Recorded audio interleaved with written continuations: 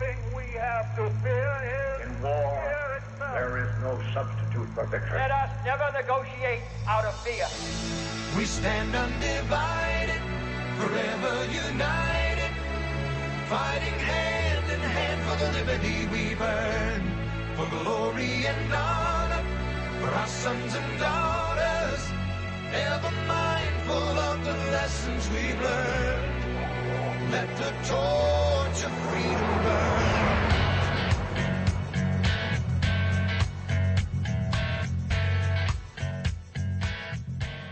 Welcome to the intersection of faith and politics. This is WallBuilders Live with David Barton and Rick Green. Appreciate you joining us today. Also encourage you to visit us online at wallbuilderslive.com, at wallbuilders.com, and also on Facebook. We've got a couple of Facebook pages you can visit there. If you just go on Facebook and search for David Barton or WallBuilders or WallBuilders Live or Rick Green 2010, you can get us all there. I know it's not 2010 anymore, but that's the Facebook page that I've got. So anyway, visit us online. We'd love to have you there. Actually got a special program for you today. It's David Barton on the issue of the 10th Amendment.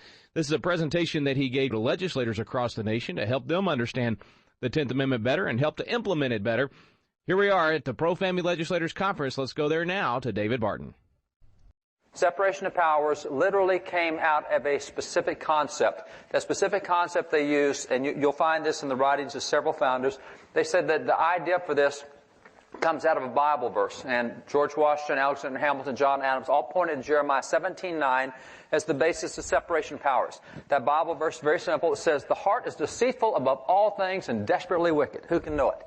Now, how do you look at that and get separation of powers?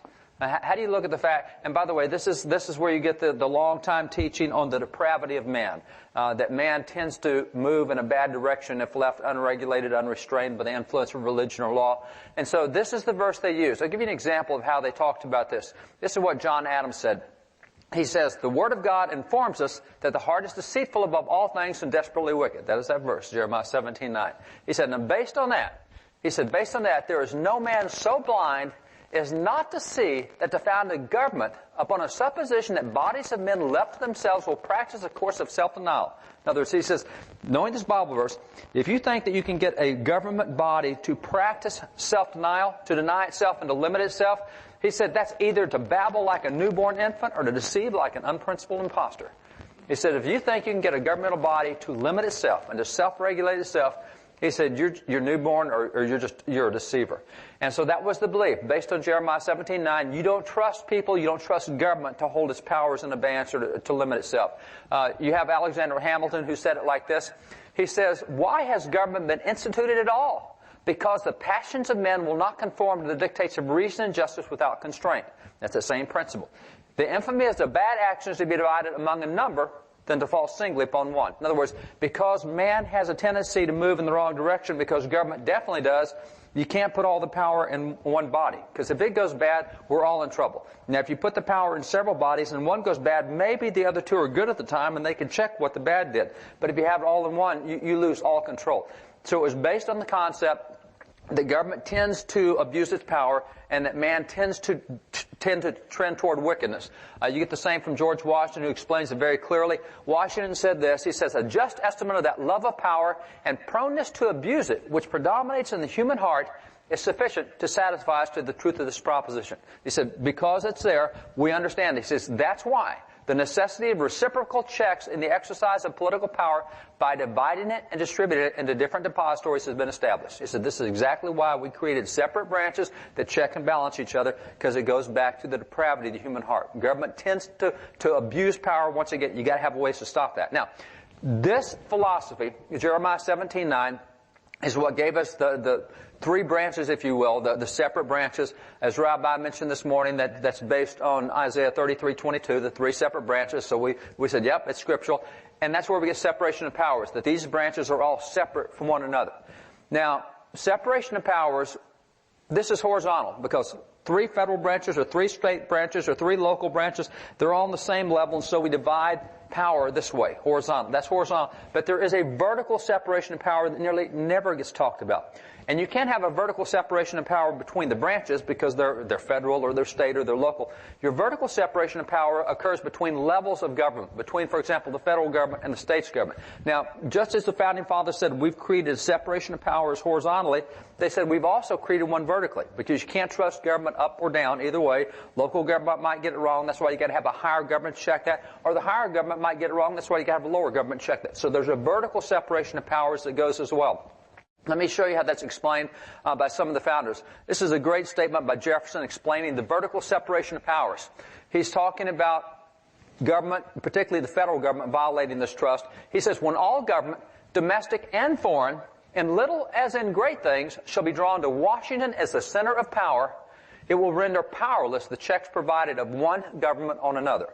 If we let Washington become the center for everything, he says we lose the checks provided of one government. What's he talking about? He said if we let Washington take everything, we no longer have a state control, a state check on Washington. If it all moves federal, we've lost our vertical checks and balances that we have. So the fact that we have a vertical check or check of one government on another was something that they recognized very clearly.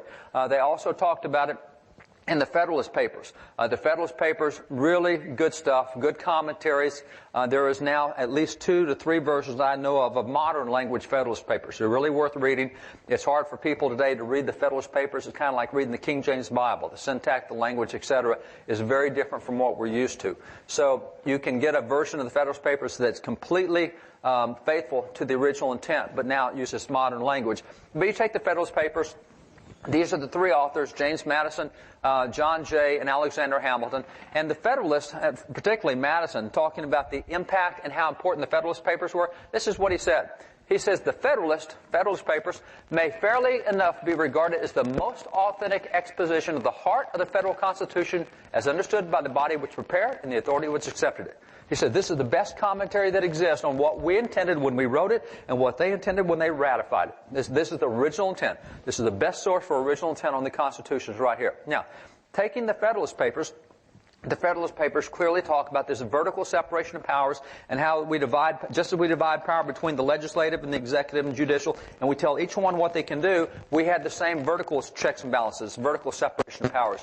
If you look at Federalist 45, James Madison says this. He says the powers delegated by the Constitution to the federal government are few and defined. He says those which remain in the state governments are numerous and indefinite. He says those federal powers the federal powers will be exercised principally on external objects such as war, peace, negotiation, and foreign commerce. Anything outside the country, that's what the feds deal with. He said when it comes to what's inside the country, the powers reserved to the states will extend to all the objects which, in the ordinary course of affairs, concern the life, liberties, and properties of the people and the internal order, improvement, and prosperity of the state. Everything on the inside, states get to handle. Everything on the outside, feds get to handle. Now, that's the vertical separation of powers. Tell me how that's working out. Not by a long shot. I mean, the stuff we list right there, the feds are handling it. It's not the states. We've lost the vertical separation of powers, and it's just like judicial separation. Because the other 2 branches don't check the judges now tell the other 2 branches what to do. We've issued a court opinion. You guys, this is the law of the land. I challenge you to find any government civics book in the United States where the courts make the law. I guarantee you, it's always the legislature signed by the executive. And now we allow people to say, oh, the Supreme Court has given us the law of the land. How is that possible? It's impossible, except the other 2 branches have yielded. They no longer exert the checks and balances there. Same with the states. If the states don't exert checks and balances, then the feds take it over. It says the operations of the federal government will be most extensive and important in times of war and danger. Those are the state governments in times of peace and security.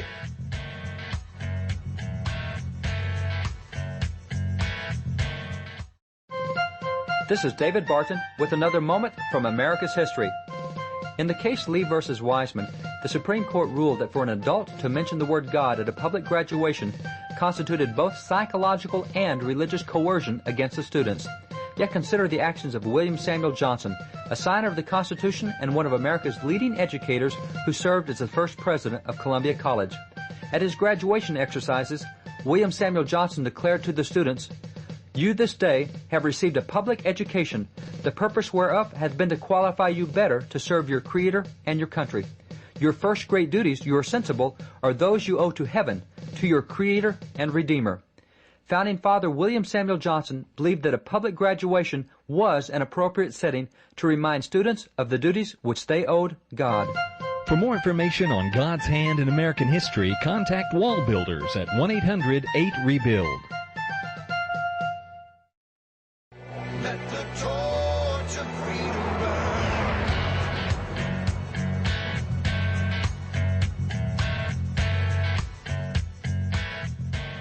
So the feds become prominent in times of war and danger, external invasion type stuff. Those are the states all other times. Internal stuff belongs to the states. Now, Jefferson said the same thing, as did most of the founding fathers. I like Jefferson. He's very clear on this. He says, taking from the states the moral rule of their citizens and subordinating to the federal government will break up the foundations of the Union.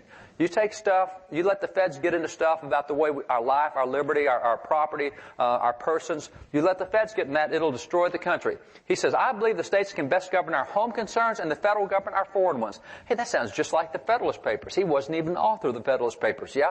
But those who wrote and those who ratified understood that that was the limitations on the government and on the Constitution. He said, I wish, therefore, never to see all offices transferred to Washington, where further withdrawn from the eyes of the people, they may more secretly be bought and sold as at market. And that was the problem. We don't want all this power getting transferred to D.C. We have to keep it in states. So that's why there's a vertical separation of powers.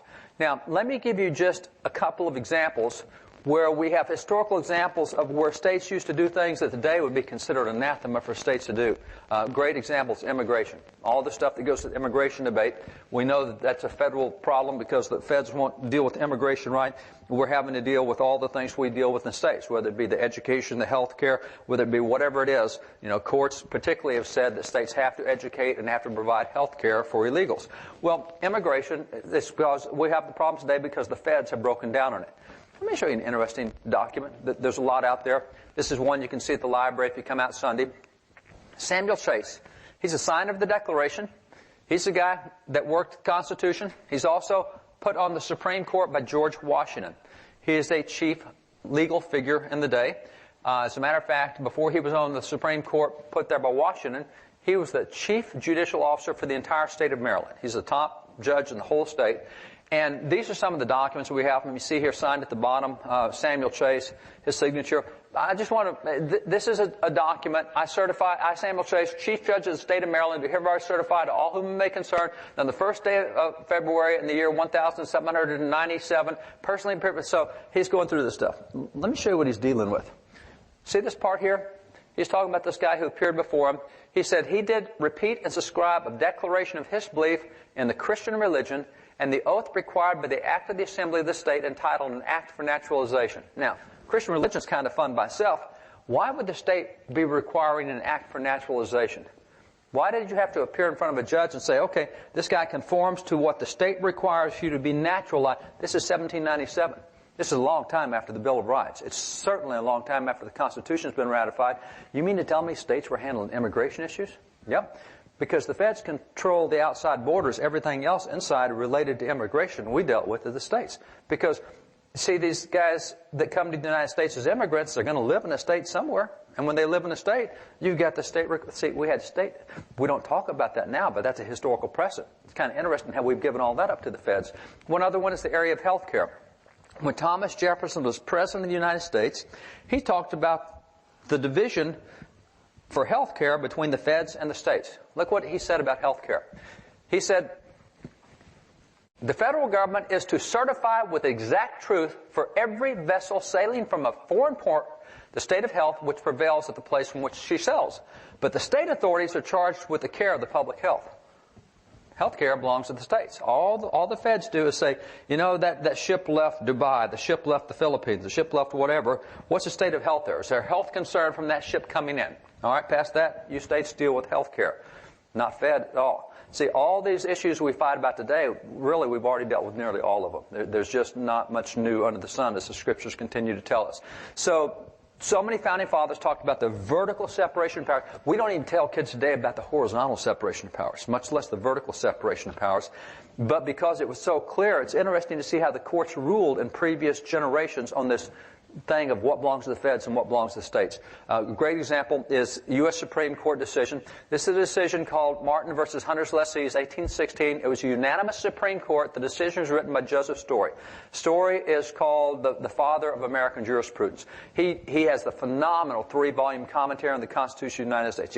If you want to know original intent, in addition to the Federalist Papers, you need to get Story's commentaries on the law. We're actually in the process right now of reprinting an old 1841 version. 1833, he did the 3-volume commentary. 1841, he did a 1-volume set for elementary students in public schools. You take the elementary set that he gave for public schools, it's postdoctoral stuff today. I guarantee you most Supreme Court justices can't answer the questions he asked for elementary school kids back in 1841. It's a great book. But nonetheless, here's what a unanimous Supreme Court said, a decision written by justice, and it was dealing with what are the feds supposed to do and what are the states supposed to do. That's what he said. He said, the sovereign powers vested in the state governments by their respective state constitutions remained unaltered and unimpaired, except so far as they were granted to the government of the United States. In other words, he said, when we did the federal constitution, we already had state constitutions out there. States already had, and all the powers of the state constitution remained with the states. States didn't give up any of their powers except the specific ones they gave to the United States. Those are called the enumerated powers.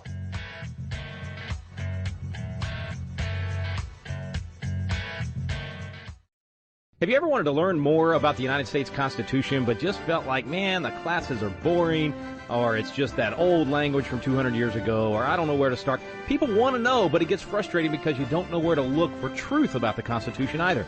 Well, we've got a special program for you available now called Constitution Alive with David Barton and Rick Green, and it's actually a teaching done on the Constitution at Independence Hall in the very room where the Constitution was framed. We take you both to Philadelphia, the cradle of liberty in Independence Hall, and to the WallBuilders Library, where David Barton brings the history to life to teach the original intent of our founding fathers. We call it the Quick Start Guide to the Constitution because in just a few hours through these videos, you will learn the Citizen's Guide to America's Constitution. You'll learn what you need to do to help save our constitutional republic. It's fun, it's entertaining, and it's going to inspire you to do your part to preserve freedom for future generations. It's called Constitution Alive with David Barton and Rick Green. You can find out more information on our website now at wallbuilders.com. Let the torch of freedom burn.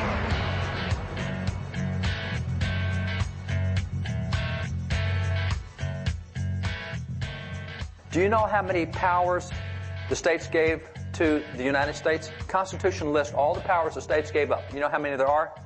18.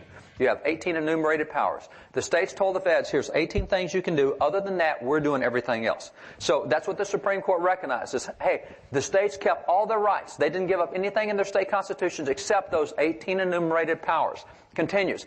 These deductions do not rest on the general reasoning, which is plain and obvious as they seem to be. We're not saying that this is the way it was because that's just common sense. Everybody knows that's what it was. He says, these have been positively recognized by one of the articles and amendment to the Constitution which declares that the powers not delegated to the United States by the Constitution, nor prohibited to it by the states, are reserved to the states respectively or to the people. That's the 10th Amendment. He said, we don't have to use common sense to know that they didn't give much power to the federal government. We got the 10th Amendment that tells us they didn't give much power to the federal government. If we didn't tell you in the Constitution, if we didn't delegate that to you as one of the 18 powers, it belongs to us, the states, or to the people respectively, the 9th Amendment, 9th and 10th Amendment. 9th Amendment for the people, 10th Amendment for the states. He continues, he says, the government then of the United States can claim no powers which are not granted to it by the Constitution. And the powers actually granted must be such as are expressly given, not implied powers. You've got express powers. That's the Supreme Court of the United States saying this. Hey, the feds, you got to stay in your box. And it's a little bitty box that these states drew for you. Now, that's the way it was designed. You continue with that. Notice he talked about the 10th Amendment, which is part of the Bill of Rights. Now, the whole concept, and if you don't understand what's happened to the states, the reason the states have lost so much power is they've reinterpreted the Bill of Rights to say, well, the 10th Amendment doesn't include these things.